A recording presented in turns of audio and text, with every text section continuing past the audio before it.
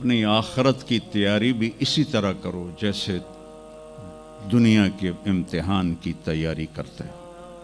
آپ نے حضرت علی کا ہاتھ پکڑا اور یوں اپنے سینے سے لگا لیا اور فرمایا اترضی ان یکون منزلک مقابل منزلی، علی تجھے مبارک ہو، جنت میں تیرا گھر میرے گھر کے سامنے ہے۔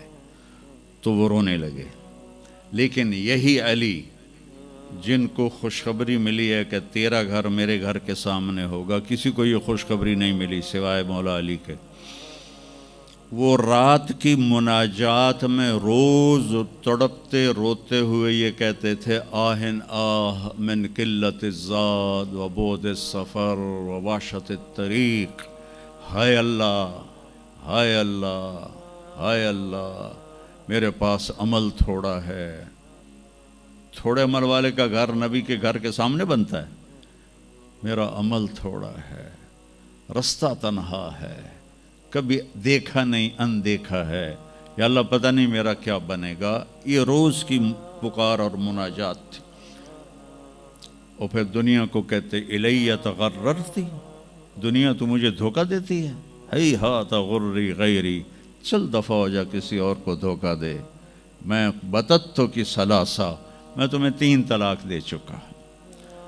تو جن لوگوں نے آخرت کو بنا لیا وہ کامیاب ہیں، اور جن لوگوں نے آخرت کو نہ بنایا تو وہ کچھ بچے ہڈ بلوں کی ویسی نام لے لیے ہیں، سیر کے لیے گئے کشتی کی، تو وہ کہنے لگے ملاح سے چاچا تنو کیمسٹری آمدی؟ اس کہ پتر اج ہی نہ سنیا کی ہوندی ہے؟ کہ تینوں پتہ نہیں ایسی سپیریئر یونیورسٹی دے سپیریئر لڑکے آئیں، سانو ساری کیمسٹری دا پتہ۔ دوسرے نے پوچھا چاچا تو فزکس پڑھی ہے؟ کہ میرا بچہ میں تو اج ہی نہ سنیا، ساری حیاتیہ بیڑی بائی ہے۔ کہ چاچا تیری ادھی زندگی چلی گئی، ادھی زندگی ختم ہو گئی، سانو ایک اسی سپیریئر دے سپیریئر بچے، ساڑا برائٹ فیوچر۔ اتنے چھک موج آئی تے کشتی ہوئی ڈاواں ڈول۔ اس کہ پترو ترنا سکھیا ہی نے،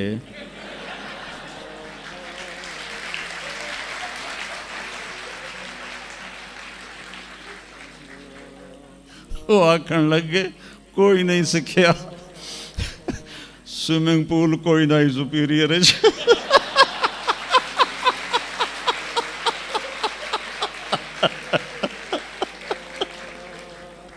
تو وہ ملا کہنے لگا پترو میری تو ادھی گئی تو تہاڈی ساری گئی۔ تو میرے بچوں مرتے وقت ایسا نہ ہو کہ تم کہہ رہے ہو ساری برباد ہوگی۔ اپنی زندگی، اپنے نبی کی زندگی پڑھو۔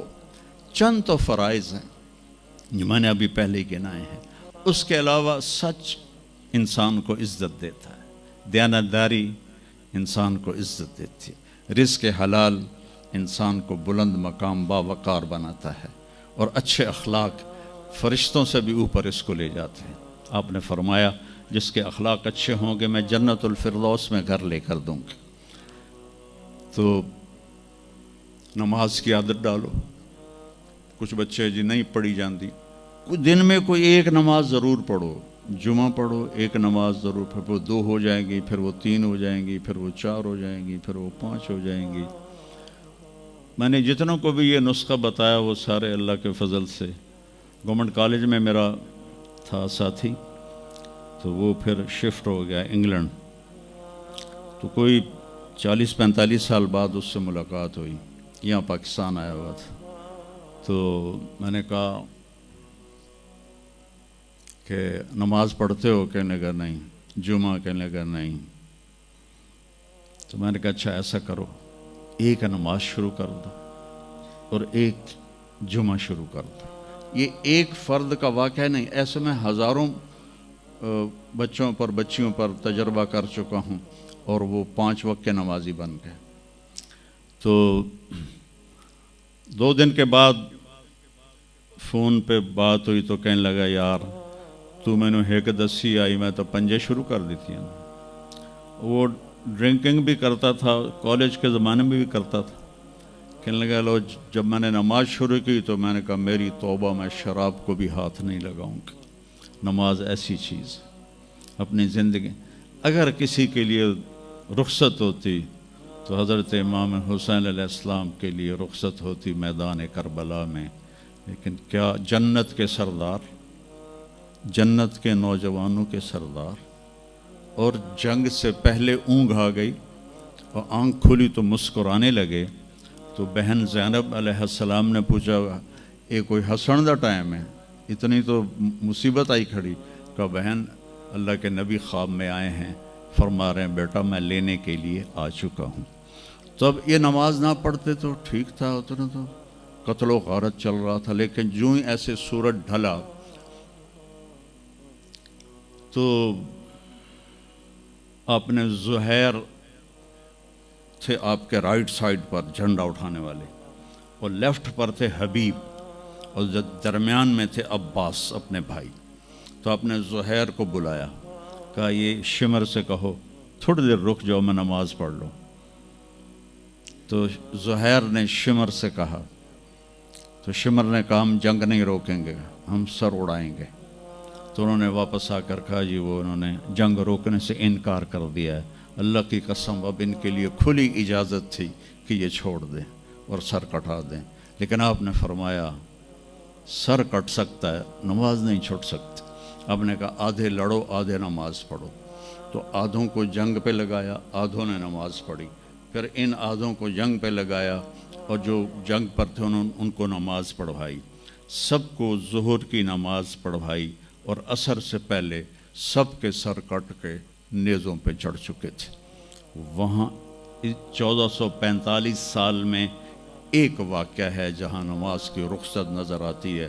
لیکن میرے نبی کے نواسے نے ایک مثال قائم کی, پوری امت کو ایک پیغام دیا کہ زیر خنجر بھی یہ پیغام سنایا ہم نے, نماز نہ چھوڑو. کبھی قضا ہو جائے تو رات کو سونے سے پہلے قضا دے کے سویا کرو.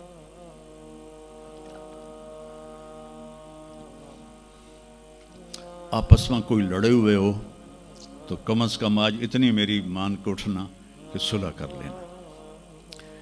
یہ کوئی بچیاں آپس میں کسی سے بول چال بند ہو, یا آپ بچوں کی آپس میں کوئی بول چال بند ہو, تو ایک دوسرے کو معاف کر دینا.